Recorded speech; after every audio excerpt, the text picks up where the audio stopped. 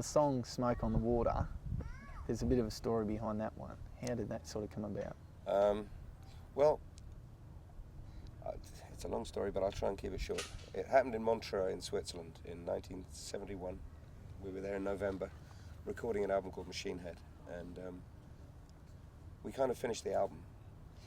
It was quite an eventful situation because we were going to record in the casino, which is an old wooden building, and because we like the ballroom in the basement there, and it's Montreux is a summer resort, and so what we had was the Stones mobile unit there, and we were watching Frank Zappa do the last show of the season, and we were going to take over the resort the next day, and someone came in and shot a flare gun into the roof of the theatre, and it just went into the electricity trunking, and the whole thing within minutes was just ablaze.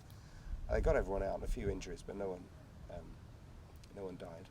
And we went back to the hotel and watched this thing, the downdraft from the mountains blowing the smoke across Lake Geneva. And it was Roger, our bass player, my oldest friend, made a note on a napkin, "Smoke on the Water," just as a song title. We got shunted around a few places. We ended up at the Grand Hotel, as it says in the song, and we decided that we thought we had enough, but we didn't have enough material. And we'd had this thing, this lick, which we called the Dan Dan song. Dan, Dan, Dan, Dan, hence the Dan Dan. All songs have working titles to start with, it's like Chicken Monday Afternoon type song thing, so that we can identify it. And we thought, we had Highway Star, we had Lazy, we had Pictures of Home, we had Never Before, and all these other songs that we thought would be enough. But in fact, we were short of time, and another song didn't work out too well, so we thought, well, let's work that out. And we did a biographical story of the recording of the album there. And it just goes to show we haven't got a clue about what's commercial and what's not, because it turned out that song was turned out to be, as big as anything that we've had. Very topical, eh? Also, just reiterating, as you were saying then, about it was the Dant Dant song. Marguerite and I were talking about this on the way up. When people are learning guitar, that's one of the first things that they learn, is that dun, dun, dun. How do you feel about that?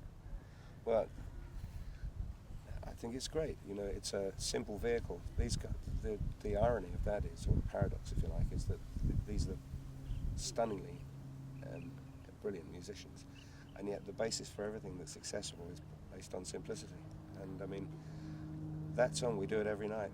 How many thousands of times I've sung it, I don't know, but it's got an energy of its own, and it doesn't just belong to us anymore, it belongs to the crowd and everything. So I know it's banned from almost every music shop. The kids, there's a big sign on the walls, "No Smoke on the Water" or "Stairway to Heaven" or something like that.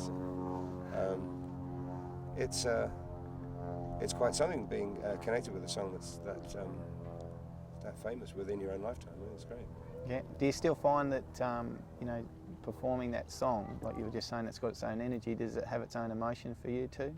Yeah, it does. I mean, the lyrics themselves obviously become somewhat repetitive. It's more of an entity. It has sort of a holistic thing, really. It's actually a relief to do that song, because some of the other stuff is really very demanding, and it's just it's like getting on an old bike and going out for a ride in the country. It's just there, and you just climb on board and off you go, and they sing it for you. It's great. Okay, over the years there's been some major lineup changes with the band. Have you found that those changes have pushed the band to get a different direction in sound? I think everything evolves over the years. In actual fact, there's only one change from what it was in '69, and that's Richie Blackmore left 5 years ago. And first of all, we had Joe Satriani for a year, and then we settled on Steve Morse became our permanent guitar player. And he was a unanimous choice. I mean, he was the only name that was on everyone's list of paper, because we had a little vote. And I think everything changes. I came to the conclusion some years ago that the only impediment to our progress was our history.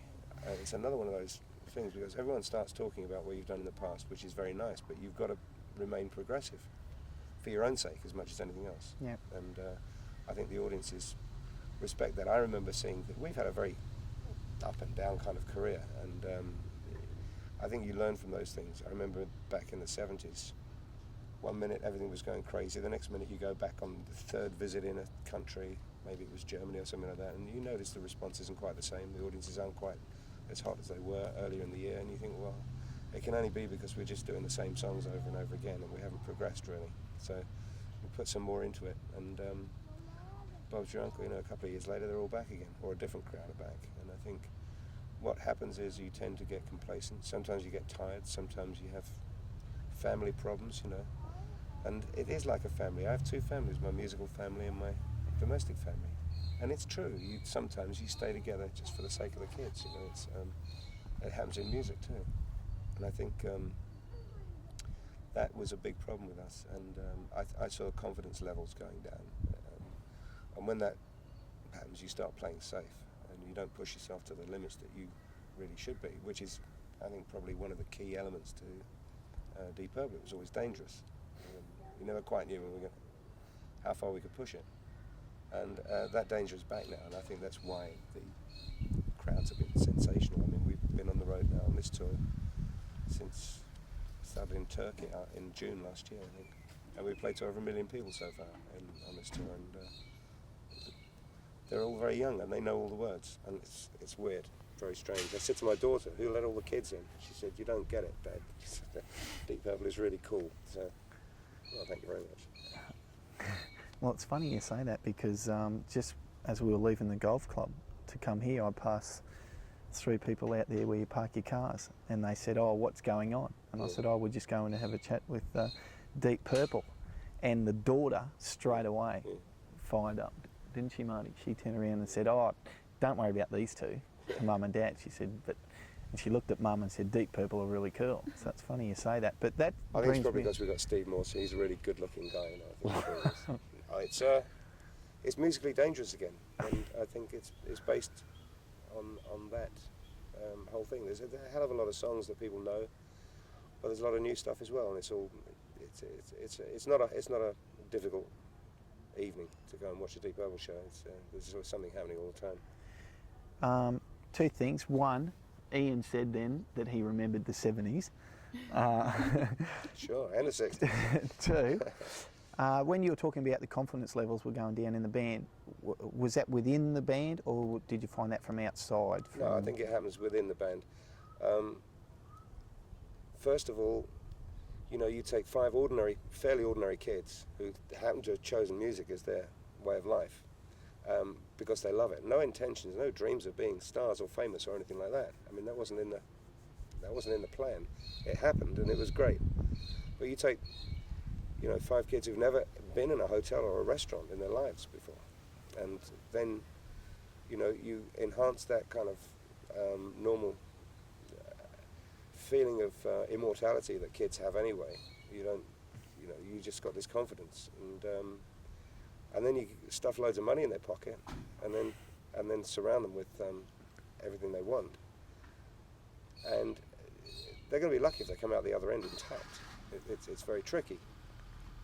Fortunately, we'd all been working about 6, 7 or 8 years as professionals prior to anything dangerously successful happening, so we had a little bit of professional experience in that area, which kept us, I think, to a certain extent, fairly together.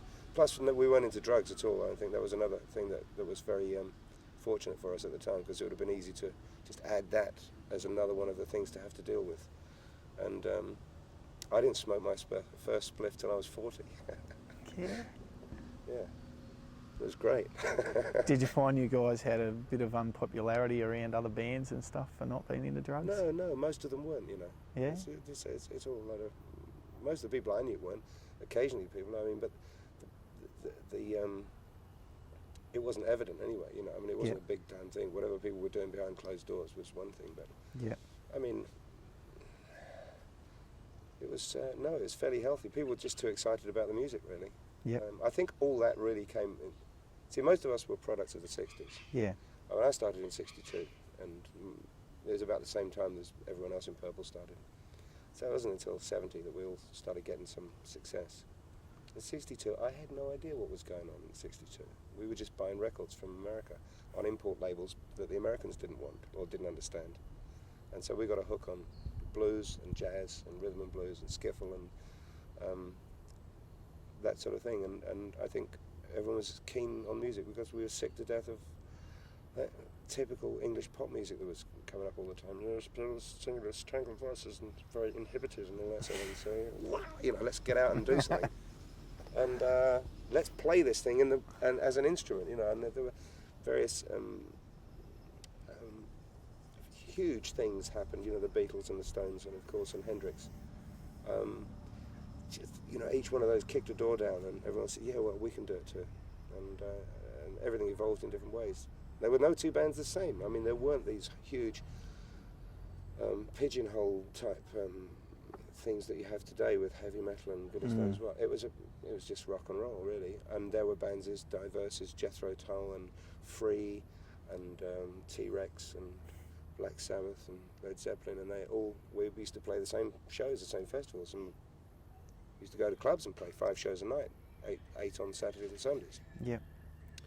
And you just played rock and roll, and you can tell from the style that evolved from each one what they were into, whether they were into Buddy Holly or whether they were into jazz or whether they were into Fats Domino, and so it all emerged in a very disparate way.